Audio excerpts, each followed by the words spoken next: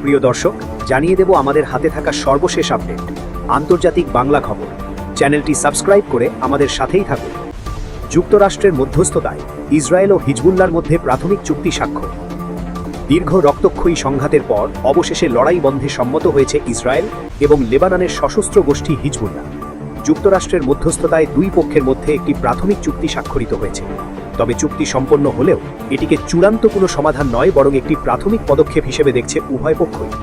শুক্রবার ২৬ জুন বার্তা সংস্থা রয়টার্স এক প্রতিবেদনে এই তথ্য নিশ্চিত করেছে।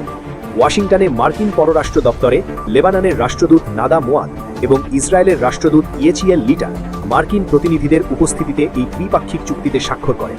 যদিও চুক্তির বিস্তারিত শর্তাবলী এখনও প্রকাশ করা হয়নি। চুক্তি প্রসঙ্গে ইসরায়েলের প্রধানমন্ত্রী বেঞ্জামিন নেতানিয়াহু সাফ জানিয়েছেন, হিজবুল্লাহ অস্ত্র সমর্পণ না করা পর্যন্ত এই চুক্তি ইসরায়েলি বাহিনীকে দক্ষিণ লেবাননে অবস্থান বজায় রাখার আইনি সুযোগ দেবে। অন্যদিকে লেবাননের প্রেসিডেন্ট জোসেফ আউন একে সার্বভৌমত্ব পুনরুদ্ধারের পথ হিসেবে উল্লেখ করে বলেন, লেবাননের নাগরিকরা এবার নিজ ভূমিতে ফিরবেন এবং দেশের সার্বভৌমত্ব রক্ষায় হিজবুল্লাহর মতো অন্য কোনো অংশীদার থাকবে না। মার্কিন পররাষ্ট্রমন্ত্রী মার্কো রুবিও এই চুক্তিকে একটি কঠিন যাত্রার সূচনা হিসেবে অভিহিত করেছেন। তিনি জানান, মিলিটারি কোঅর্ডিনেশন গ্রুপ ফর লেবাননের মাধ্যমে যুক্তরাষ্ট্র এই চুক্তি বাস্তবায়নে সরাসরি কাজ করবে এবং জাতিসংঘের সাথে সমন্বয় করে লেবাননের জন্য তাৎক্ষণিক $100 কোটি মানবিক সহায়তা দেবে। উল্লেখ্য, গত ফেব্রুয়ারিতে যুক্তরাষ্ট্র এবং ইসরায়েল যৌথভাবে ইরানে হামলা চালানোর পর এই সংঘাত লেবাননেও ছড়িয়ে পড়ে। ইসরায়েলি বিমান ও স্থল অভিযানে লেবাননে ব্যাপক ক্ষয়ক্ষতি হয়। চুক্তি সইয়ের পর ইসরায়েলি রাষ্ট্রদূত ইয়েচিয়েল লিটার দাবি করেন, ইরান এবং হিজবুল্লাহ বিদায় নিয়েছে। এখন ইসরায়েল ও লেবাননের মধ্যে শান্তির পথ তৈরি হয়েছে। কাগজে কলমে যুদ্ধবিরতি চুক্তি হলেও মাঠ পর্যায়ে এখনও পুরোপুরি থামেনি সংঘাত। শুক্রবারই ইসরায়েলি সামরিক বাহিনী দাবি করেছে, লেবাননে অভিযানে হিজবুল্লাহর এক সদস্যকে হত্যা করা হয়েছে। একই দিনে দক্ষিণ লেবাননের মনসুরি শহরে লিফলেট বিতরণ করে বাসিন্দাদের এলাকা ছেড়ে যাওয়ার নির্দেশ দিয়েছে ইসরায়েলি বাহিনী। চুক্তি সইয়ের পর ইসরায়েলের পক্ষ থেকে এলাকা ছাড়ার এমন নির্দেশ এটাই প্রথম, যা এই চুক্তির স্থায়িত্ব নিয়ে নতুন করে শঙ্কা তৈরি করেছে। এদিকে বাণিজ্যিক জাহাজে ড্রোন হামলার জবাবে ইরানে যুক্তরাষ্ট্রের হামলা। পণ্যবাহী জাহাজে ইরানি ড্রোনের হামলার অভিযোগ ওঠার একদিনের মাথায় ইরানে নতুন করে হামলা চালিয়েছে যুক্তরাষ্ট্র। মধ্যপ্রাচ্যে মার্কিন বাহিনীর সামরিক কার্যক্রম দেখভাল করা ইউএস সেন্ট্রাল কমান্ড শুক্রবার জানিয়েছে, গতকালের হামলার কড়া জবাব দেওয়া হয়েছে। এক বিবৃতিতে সেন্টকম বলেছে, মার্কিন যুদ্ধবিমানগুলো ইরানের ক্ষেপণাস্ত্র এবং ড্রোন রাখার জায়গা এবং উপকূলীয় রাডার স্টেশনগুলোতে হামলা চালিয়েছে। সেন্টকম আরও বলেছে, গুরুত্বপূর্ণ এই আন্তর্জাতিক বাণিজ্য পথ দিয়ে ব্যবসা বাণিজ্য যখন বাড়ছে, তখন ইরানের এমন বিপজ্জনক আচরণ নৌ চলাচলের স্বাধীনতাকে ক্ষুণ্ণ করেছে। এই ঘোষণার পর ইরানের সিরিক বন্দরের কাছে মার্কিন হামলার খবর পাওয়া যায়। এর আগে শুক্রবার দিনের শুরুতে যুক্তরাষ্ট্রের প্রেসিডেন্ট ডোনাল্ড ট্রাম্প একটি সতর্কবার্তা দেন। তিনি সিঙ্গাপুরের পতাকাবাহী বাণিজ্যিক জাহাজ এভার লাভলিতে হওয়া হামলাকে 17 জুনের সমঝোতার বোকামিপূর্ণ লঙ্ঘন বলে উল্লেখ করেন। যুক্তরাষ্ট্র এবং ইরানের মধ্যে ওই সমঝোতা হয়েছিল। ওই সমঝোতায় লেবানন সহ সব ফ্রন্টে সামরিক অভিযান স্থায়ীভাবে বন্ধ করার আহ্বান জানানো হয়েছিল। এর মাধ্যমে মূলত 28 ফেব্রুয়ারি ইরানের বিরুদ্ধে যুক্তরাষ্ট্র ও ইসরায়েলের শুরু করা যুদ্ধ স্থগিত করা হয়েছিল। তবে এই সমঝোতা চূড়ান্ত কিছু ছিল না, বরং এটিকে পরবর্তী আলোচনার একটি প্রাথমিক পদক্ষেপ হিসাবে দেখা হচ্ছিল। বৈশ্বিক বাণিজ্যের গুরুত্বপূর্ণ নৌপথ হরমুজ প্রণালী দিয়ে জাহাজ চলাচলের বিষয়টিও এই আলোচনার অংশ ছিল। যুদ্ধ শুরুর পর থেকে এই প্রণালী দিয়ে জাহাজ চলাচল বন্ধ করে দেয় ইরান। এর ফলে বিশ্ববাজারে জ্বালানি, সার সহ অন্যান্য পণ্যের দাম লাফিয়ে লাফিয়ে বাড়তে থাকে। ওই সমঝোতার শর্ত অনুযায়ী 60 দিনের একটি সময়সীমা ঠিক করা হয়েছিল। এই সময়ে কোনো ধরনের মাসুল ছাড়াই বাণিজ্যিক জাহাজগুলোকে ওই প্রণালী দিয়ে যাতায়াত করতে দেওয়ার জন্য ইরানকে সর্বাত্মক চেষ্টা করতে বলা হয়েছিল। কিন্তু এই ভঙ্গুর যুদ্ধবিরতি টিকিয়ে রাখা কঠিন হয়ে পড়ে, কারণ সমঝোতার শর্ত লঙ্ঘন করে লেবাননে টানা হামলা চালিয়ে যায় ইসরায়েল। এর জবাবে ইরান জানায়, গত সপ্তাহে লেবাননে হামলার কারণে তারা আবারও হরমুজ প্রণালী বন্ধ করে দেবে। বৃহস্পতিবার ওমান উপকূলের কাছে এই নৌপথ দিয়ে যাওয়ার সময় এভার লাভলি জাহাজটিতে একটি বস্তু আঘাত হানে। তবে এতে জাহাজের কোনো নাবিক বা কর্মী আহত হননি, ফলে কন্টেনারবাহী জাহাজটি তার গন্তব্যের দিকে এগিয়ে যেতে সক্ষম হয়। এই ঘটনার জন্য ইরানকে দায়ী করেছেন ট্রাম্প। তিনি বলেন, হরমুজ প্রণালী দিয়ে যাওয়া জাহাজগুলোর দিকে অন্তত 4টি একমুখী হামলার ড্রোন বা ওয়ান ওয়ে অ্যাটাক ড্রোন ছুড়েছে দেশটি। 3টি ড্রোন ভূপাতিত করার দাবি করেছেন ট্রাম্প, তবে চতুর্থ ড্রোনটি তার লক্ষ্যবস্তুতে ঠিকই আঘাত হানে।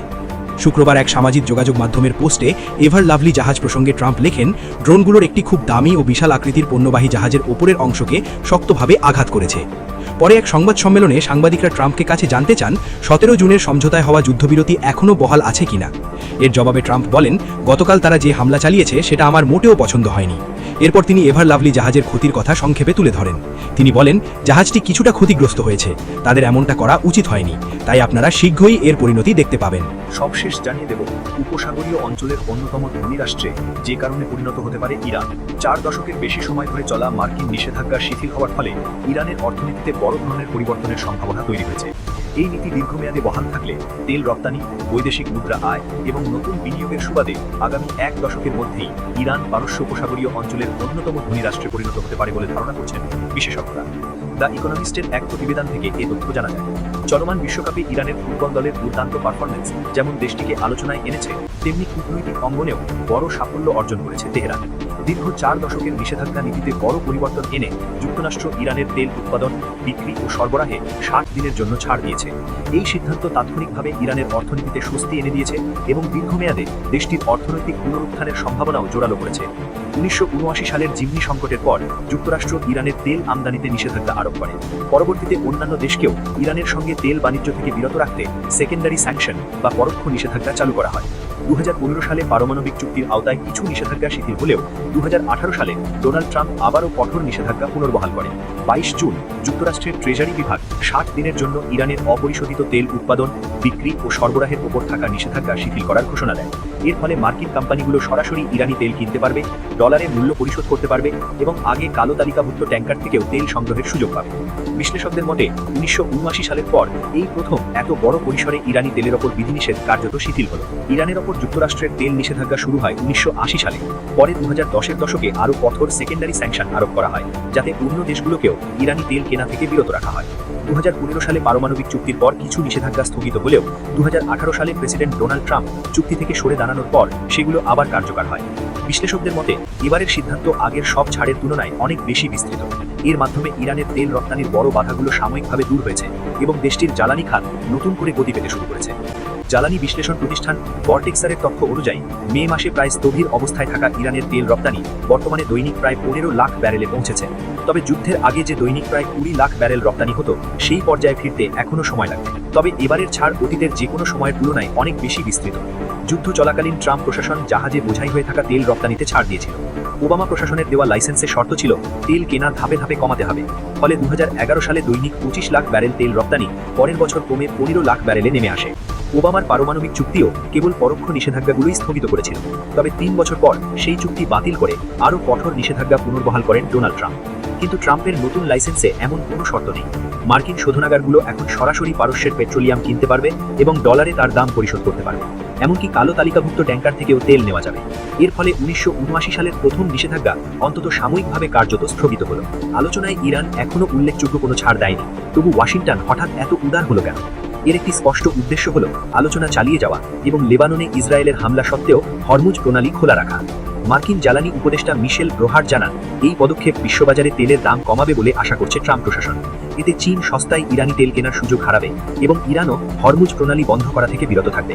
তবে বাস্তবে এর প্রভাব সীমিত হতে পারে, কারণ জুনের মাঝামাঝি থেকে যুক্তরাষ্ট্র ইরানের বন্দর অবরোধ শিথিল করায় দেশটি ইতিমধ্যেই বেশি পরিমাণে তেল রপ্তানি করছে। তথ্য বিশ্লেষণ প্রতিষ্ঠান ভর্টেক্সারের ডেভিড ওয়েজ বলেন, মে মাসে যেখানে ইরানের তেল রপ্তানি কার্যত শূন্যের কোঠায় ছিল, সেখানে এখন তা দৈনিক 15 লাখ ব্যারেলে পৌঁছেছে।